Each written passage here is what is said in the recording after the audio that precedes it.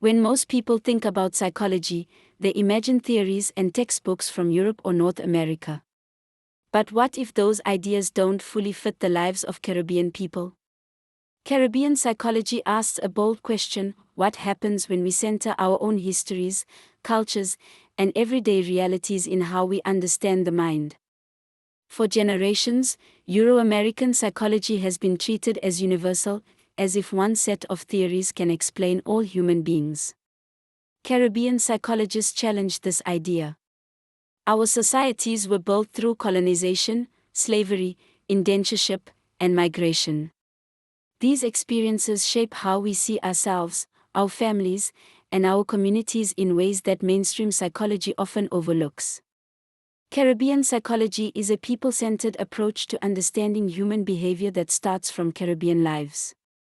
It focuses on our histories, our cultures, and our lived realities. Instead of importing theories from elsewhere, it builds psychological knowledge from within Caribbean social contexts, listening carefully to how people here talk about self, struggle, joy, and community. In the Caribbean, history is not just in the past, it lives in people's bodies, families, and neighborhoods. Colonization, plantation slavery, and indentureship were systems of domination that tried to control not only land and labor, but also people's minds, language, and sense of worth. Caribbean psychology studies how this legacy still shapes identity, power, and everyday life today. For descendants of enslaved Africans and indentured laborers, questions of identity and self-worth are inseparable from these histories. Generations lived under systems that declared them inferior, disposable, or property. Caribbean psychologists explore how that dehumanization echoes through time, contributing to internalized racism, colorism, and intergenerational trauma, while also recognizing deep traditions of resistance and self-definition. Intergenerational trauma shows up in patterns: how emotions are expressed or suppressed, how discipline is used, how trust is built or broken. Caribbean psychology examines these patterns, but it also highlights resilience. Storytelling, music, humor, spirituality, and community organizing have long been ways that Caribbean people resist harm and reclaim dignity. Movement is part of Caribbean life. From forced displacement during slavery and indentureship to contemporary migration for work or study, our people are always moving between islands, to North America, to Europe, and back again.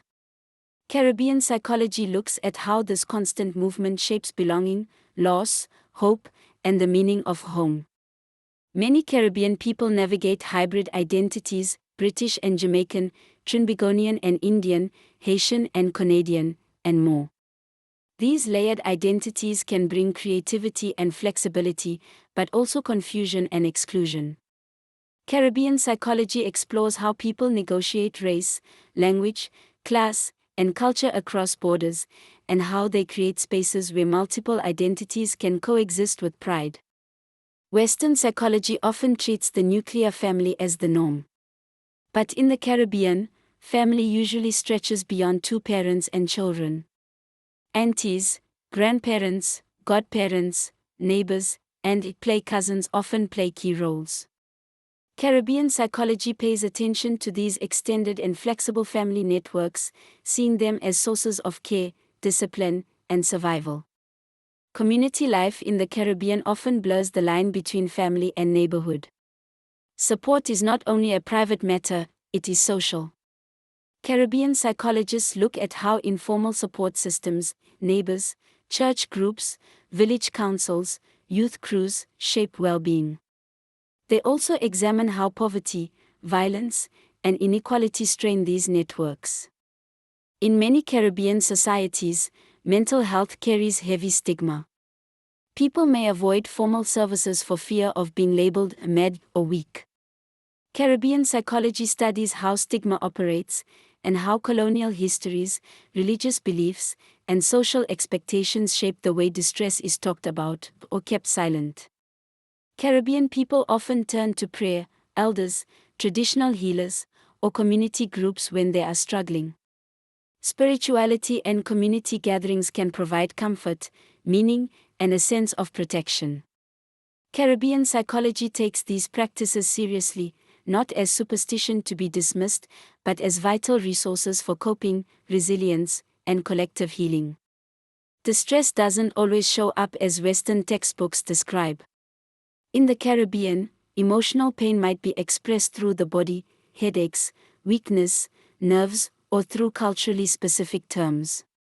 Caribbean psychologists listen closely to everyday language and practices, recognizing that people's own words often hold the key to understanding what they are going through. Caribbean psychology values indigenous and local concepts, our proverbs, sayings, stories, and spiritual understandings. These are not just folklore. They carry theories of human behavior, ideas about right and wrong, and strategies for surviving hardship. When psychologists pay attention to these ways of knowing, they discover rich, locally grounded insights. In many Caribbean communities, storytelling is a core way of teaching, remembering, and critiquing society.